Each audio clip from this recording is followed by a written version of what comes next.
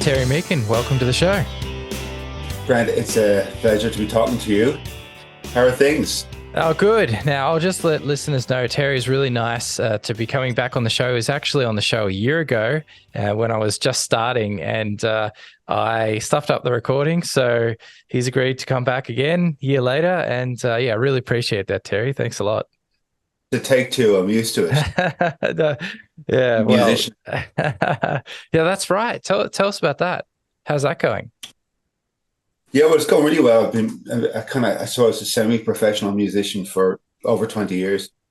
And I suppose it works in tandem with the beekeeping.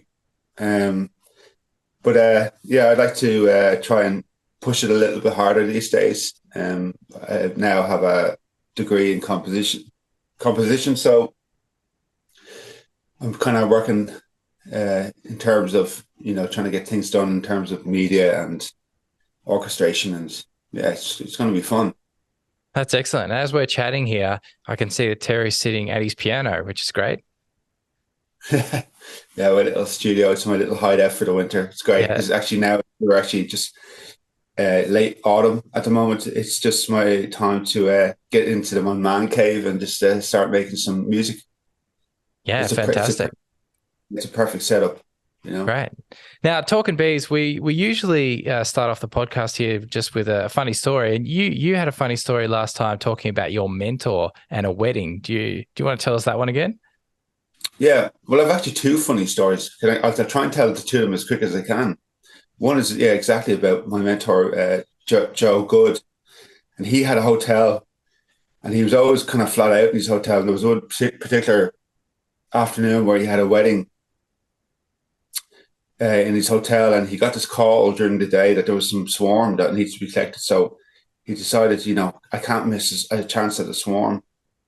So he went out in his car and he collected the swarm, and he got back and all was good. And he continued on, and he worked into the late hours cleaning it up. And he also stayed at the hotel as well that night. And when he woke up next day, he went out to get in his car, and his car wasn't in the usual parking spot. And just a little ways down the road, he spotted his car. Somebody nicked his car, and then yeah, that's right.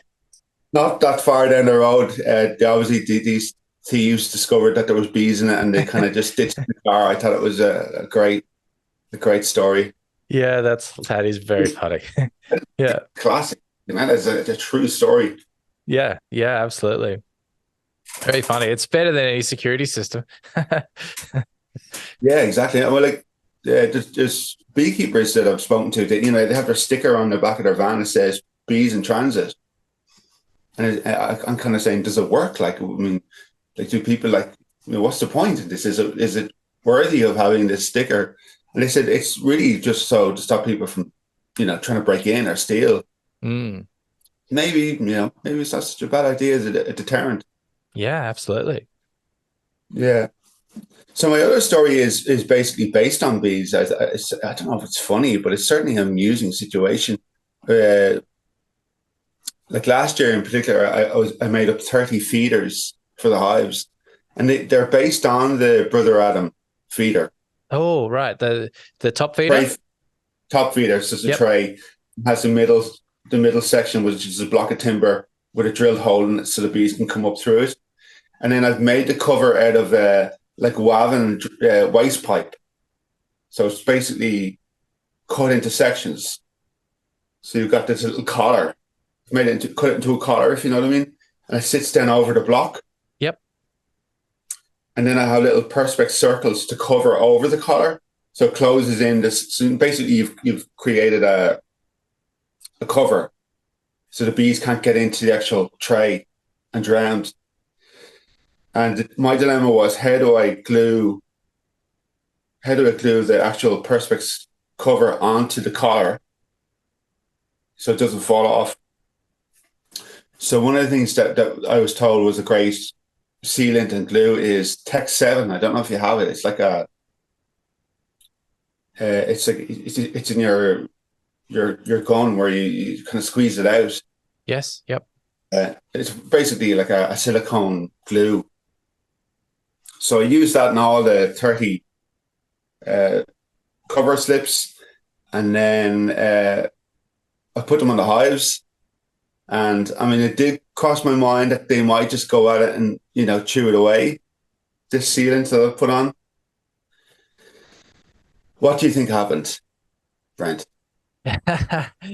Oh, they probably did do that. Yeah, they did that. And you know Yeah. what they did? Change What's that? on all of them. They no, They they seal, they took it on all of them. they seal them all back up with propolis. Ah, right. Yeah. So I did the glue on. You just go to the hive, you put your collar on. All I had to do was put my slip, little perspex slip, and they'd come up and just glue it on. Simple as that. Wow. Okay. Excellent. Yeah, it's amazing. Yeah, that's really good. All right. So now, Terry, you've been beekeeping for quite a long time. You've been doing it since you were a little kid. Yeah, Yeah. yeah. What age did you start? 7. 7. Yeah. Yeah, yeah. And you've been doing the queens all that time? No, I started doing Queens probably when I was 14, Yeah. Okay. Yeah.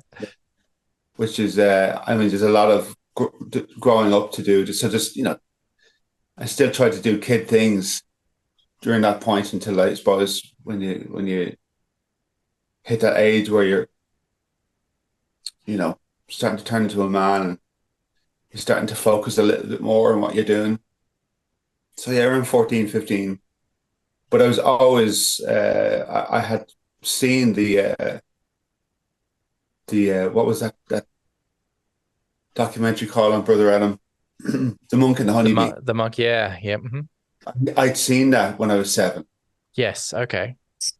So, but at that stage, I was already, I kind of had this uh, idea of trying to find the native Irish bee. I was kind of really obsessed with it.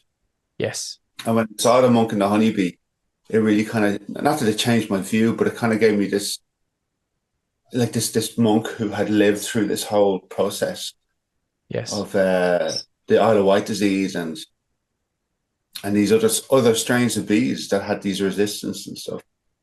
So yeah, that was a big influence for me watching that documentary. Yeah. Excellent. And while we're on the Irish honeybee, how predominant are they in Ireland? Um, well, there is certainly a very unique lineage of the Apis mellifera mellifera in Ireland, and there's not as much contamination where there is in parts of Europe and where they originally came from. But what our native honeybee in Ireland is basically it's a Dutch import from the early 20th century. We did lots of imports because of the Isle of Wight disease hit Ireland as well during that period. So we imported a lot of bees. But as I said, I mean, there's a movement to protect them, and I think it's just a worthy thing to do because, as I said, like a lot of these strains, Apis mellifera mellifera strains out towards, Central Europe and up even Northern Europe, they have these in Carnica and Buckfast and stuff, so they've lost a lot of those original genetics. So I mean, there is a lot of a more pure type of AMM in Ireland. Mm-hmm. And you're offering those for sale at the moment, aren't you? Yeah, I do. Well, I used to. Okay. When I did queen breeding, but I do nukes. I will sell AMM nukes. Yep. I find myself working just a little bit harder working with AMM. Mm-hmm. Interesting. So going back to the monk and the honeybee, so you watched this documentary, and at what age did you head over and work with Peter Donovan at Buckfast? Well, I think from uh, what year would it have been? I started corresponding with Buckfast Abbey probably like 4 years after seeing that document. And the idea was that I was wanting to come over and see their bees. And of course, they couldn't facilitate me at the time because they had no way of transporting me. And so I had to basically become a grown up so I could go over in my own car to see them. And that's what I did. I suppose that was 2000 and would have been 2000. But I went over first actually in 95 just for a visit, a day visit. And I didn't meet Peter Donovan. I met Brother Daniel, and we had a quick look around the home apiary and in the honey house. And that was that was the day that I decided I wanted to do this for a living. Mm-hmm. It was just amazing to see their setup and the precision and the how tidy and everything was well kept. And I was like, this is the way I want to do beekeeping. So it wasn't until 2001, then I think it was 2001, 2000 maybe, that I finally drove over and spent a week working with Peter Donovan and Brother Daniel. Mm-hmm. And was it on the first trip that you met Brother Adam? Yes, yeah, it was. So on that one day that I went down to the Abbey to look at the apiaries, we then went over to there was a nursing home not that far from the Abbey, and we and Jim Elliott, who facilitated in my visit to Buckfast Abbey, we went in to see him, and we had a good old chat with Brother Adam. Yeah, we spoke for about an hour, I think, and he was. I don't think he wanted us to go, to be honest. Mm-hmm. He was having such a good time telling us about bees, and we spoke a lot. We spoke a lot about native bees as well. That was one of the topics I wanted to talk to him especially about. But yeah, what an experience that was to meet one of your absolute your heroes. Just who he was to me. And did he have any advice for you? No, he wasn't. He wasn't particularly a very giving man, Brother Adam. Okay. He would even say at times to Peter Donovan, he says, "Never tell them too much, Peter." Peter used to say to me, "I never understood that kind of mentality, because you're supposed to try to want to share your wisdom." But that was just that was his personality. Mm-hmm. Yes. Yeah. Yeah, interesting. So did he encourage you to work with the Apis mellifera mellifera? No, he just spoke about it as if it was just a time, I suppose, of beekeeping. Because it made the craft of beekeeping. It was different to then working with Italian and hybrids. Do you know what I mean? It slightly changed the way of beekeeping. Yes. Mm-hmm. But there was no actual advice he could give me, or, I don't think I can't remember most of the discussion. I did write down the discussion, but I'm sure when I spoke about our native bee, he it wouldn't have something that would have interested him. Okay, interesting. Because he had his time with them. Yes. Do you know that way? He had his time with the actual bee itself, which is something that we forget. Yes. Well, right at the beginning of his career, I believe that was the only bee they were working with, right? That and Italians. Yeah. They did have Italians. Yes, because it was the Italians were the only one to have survived the Isle of Wight disease. Yeah. Yeah. And so they carried on with that afterwards. Yeah. It was a cross, basically. It was the ones that kind of, I suppose, the ones that had crossed with the native strains. They were the ones that were kind of kept going. Mm-hmm. Yeah, interesting. So then once you turned 18, you could drive, you went and worked with Peter Donovan.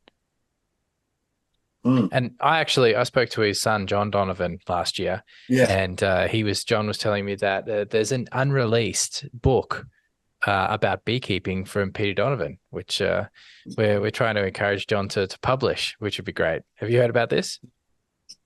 Yeah, he did speak to me about that. Yeah. Actually, the last time I sat down with Peter Donovan, which was just a visit, he had also about, I don't know, 30 or 40 photographs that he wanted to make a photograph book as well of working at Buckfast. And he had some Yes. incredible pictures. So he spoke to me about wanting to do that. And it's certainly something that could be incorporated into this actual beekeeping manual, could be made as part of it. Yeah, I mean, that would be something that would interest a lot of people. So what was it like to work with Peter? Brilliant. It's like anything that I would have, wished for in meeting a beekeeper. He was straight to the point, got the job done, no messing around, and advice all the way. He would be telling me what he could see and what I was doing. He told me how I was using the smoker incorrectly, and he then was full of stories in between jobs. We a few times made a trip to the pub between apiaries, and he had a lot of stories. That guy, he was very personable, for such a disciplined person, so quite a character. And so after that, you started using the Buckfast back in Ireland, the Buckfast bee. Yeah, I did. We had an import ban because Ireland was free from Varroa until I think 98 or something like that. And when the Varroa became, when it actually arrived into the country, I suppose the government just kind of opened up the gates for the importation of bees, and then I started. There was a gentleman who gave me a couple of nucs of Buckfast bees, and then I have a good friend of mine in Sligo, and I started getting queens from him, and it's just been breeding from that, And it's changed. It's changed a lot of the way I do beekeeping. It really has. Oh yeah, how's that? It's little small things, like the changing of frames, old frames and stuff is not as something that is as worrying as it was before. But as the AMM strain, the native strain, they want to build comb, they don't want to rejuvenate comb.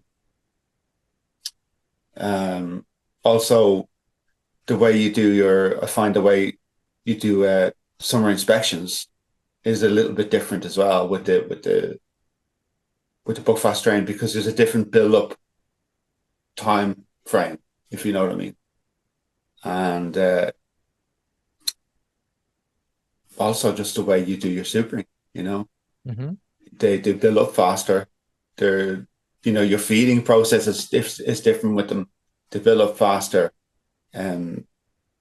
It's easier to work with them, which makes it a whole lot different. Let me tell you, when because I'm still using both strains, so I know how it feels to be the management that's for one to the other, and temperament is something that can slow you down and just make it not enjoyable, because you're, from the point of view, not getting attacked by bees or getting that sting, but the fact that you're kind of, you feel like you're upsetting them, and there's more bees being squished when they're just flying everywhere and they're running up and down through the frames. You're trying to put the frames back in the lugs. it really has changed a lot of modern beekeeping using these strains of bees. Mm. Now, you've been using the four-way mating nukes that were used in Buckfast. Mm. Is that the main style of mating nuke you use at the moment? So, um, yeah, I basically use on the same design as brother Adam for the simple reason of the same reason why he used it was to overwinter surplus queens. Mhm. And it was going well until I suppose, they started bringing out these polystyrene hives, polynukes. So basically, you got your nuke now where you got your 5, 6 frames, and they're so handy to use because they're so lightweight. They've got a feeder, top feeder on it. You can just plug the entrance. They've got a mesh underneath it, and then I started using those to Are you talking about for the Mini Plus mating nuke? it takes these nukes take the standard. We use commercial and national frames, Yes. so like similar to your Langstroth. So basically, it takes about 6 of those frames, Yes. Oh, or okay. it takes 5 frames. So it's half a hive, basically, Yes. half a brood chamber. Yes.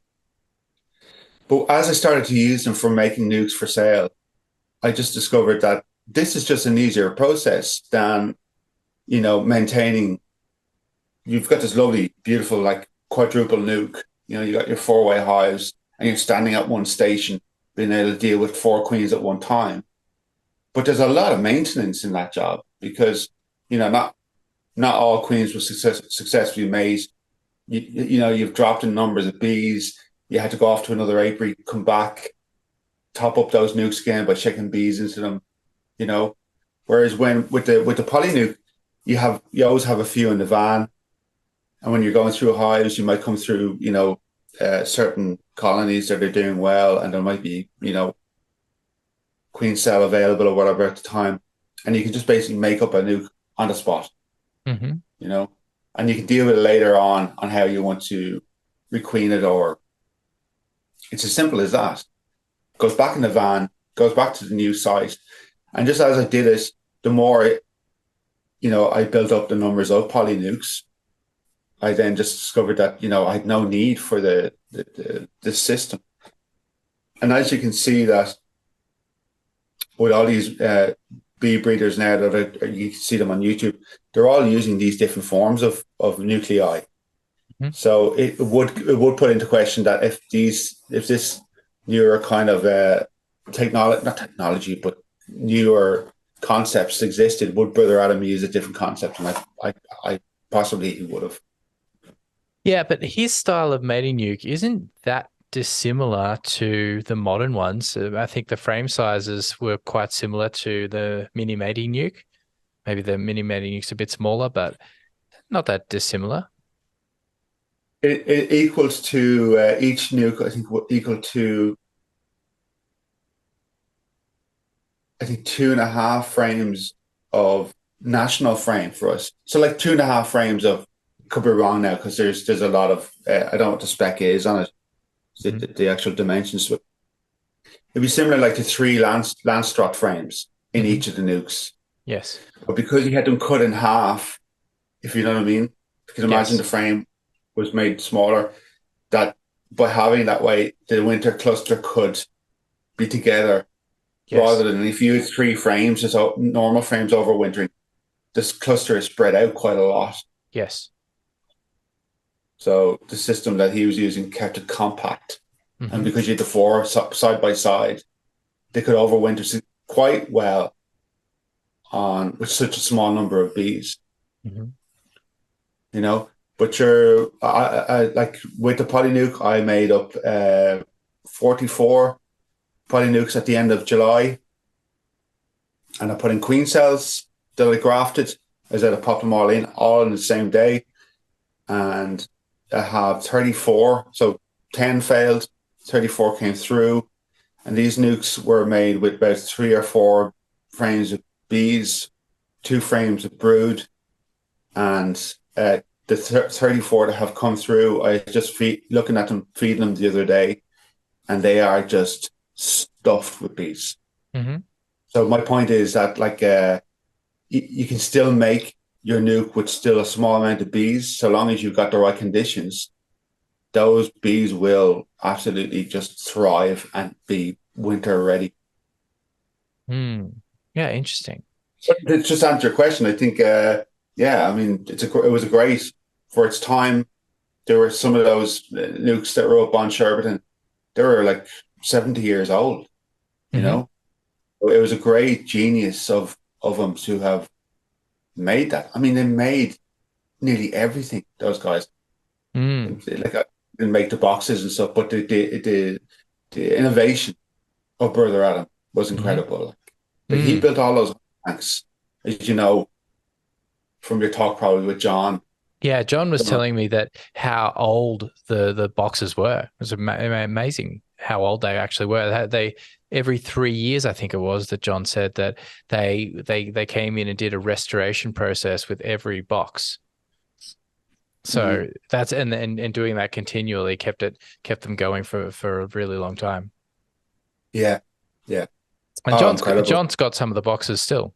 So Yeah, that's interesting. yeah. Now, speaking of those Dadant hives that he used, what's your opinion of those really gigantic frames that he had? I think if I won the lotto, I would change all my bees to Dadant. I change all the hives to what Brother Adam used. I So, think it's a great size. really, why is that? Yeah. Well, if you're using more prolific strains of bees, the queen likes to lay it on larger frames Hmm. because the smaller the frame, the more she does this oval shape. Because queen she will lay in an oval, uh, shape. So in our smaller frames, she doesn't really get the full capacity that she needs. And especially if bees are bringing in nectar and pollen, sometimes they're kind of using those areas that she would normally want to use. And beekeepers say, "Oh, well, the bees will move that honey up into the super." And no, bees don't always move their honey into the super, and they can be using the brood chamber quite a lot for their storage, even during the summer months. So the Dadant allows for that and the queen. And Brother Adam, he used 10 Dadant frames, so the box could take 11, but there was no need for the 11 frame because there was already the capacity necessary for the strain of bee that they were using. And when you take out a comb, you're seeing so much so quickly. If you get me. Hmm. So there's some are swarm inspections where two frames from the center. Your super's off, queen excluder, straight to the center, two frames out, check if everything's going, queen cells, queen lane, whatever, back onto the next hive.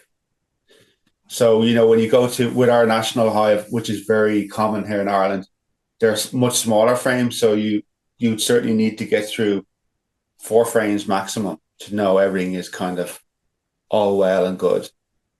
Um,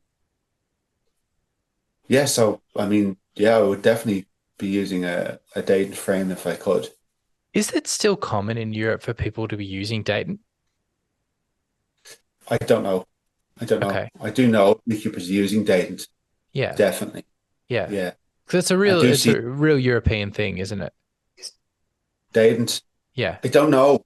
I don't know. Langstroth is very, very popular Okay. Yeah. Right. because a lot of beekeepers have discovered now that, do away with queen excluders and you just basically get, they don't use supers.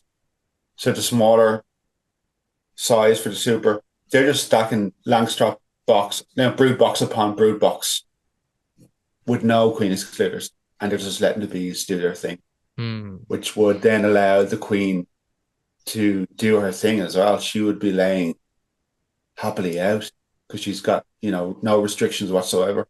Mm-hmm. And that is a I, good way of doing beekeeping, I think. mm. Now, here's a different question. You've done some work with Patsy Bennett at the what's it, the Teagasc Research Centre? How do we say that? How do you say that? Yeah, Teagasc. Yeah, so Patsy was another one of my heroes, like Brother Adam, Hmm. because I knew of him from the very early days from reading the Bee magazine, and his name would come up a lot, you know. And then when I started attending lectures at the summer school, I got to meet him. I was bowled over when I met him because he was the nicest man. He really, really was. And he had the quirkiest humor as well. So he'd be always kind of at one for very subtly pulling your leg, whatever way he was able to do it. He was very funny, man. And then when I left school, I then attended a year course down at the Teagasc Research Centre, and it was part of a scheme, a kind of a working scheme. So it was also available for unemployed people as well. So we had a kind of a mixture of different people at it, and I went down there purposely to work with Patsy, you know, and he was the main guy in the country who had the payroll from the government to do disease checks. So, because we don't really have, Ireland doesn't have or never did have bee inspectors. So he worked basically from his lab, basically doing people sending these samples for checking for disease. And they ran about 80 hives as well on, various sites around the research center. And his research was very practical, The science was only in the room, and then what he did outside was, recording, weights of honey, and he also was he would check the weather. He was one of these guys that reported the weather every day to the Met Office. So he was very good at noting the effects on climate with bees. A very interesting man. And like myself, I would see myself more of a traditional beekeeper like Patsy was to Brother Adam. So that kind of beekeeping rubbed off on me in a lot of ways because it was so natural, where Buckfast is very rudimentary beekeeping. Mm-hmm. So he's gone to he's up there with Brother Adam now as well. So on the greats. Interesting to see the two different perspectives. Yeah, it really is. And they both would have loved each other had they gone to see each other. I think Patsy was in Buckfast. Pretty sure. Yeah. Nice. Now, last question. Where can we find you online for people in Ireland who are wanting to buy bees next season, buy some queens? Where can we find you? So you can just Google me, Wicklow Bees and Honey. Mm-hmm. So yes, that's simple.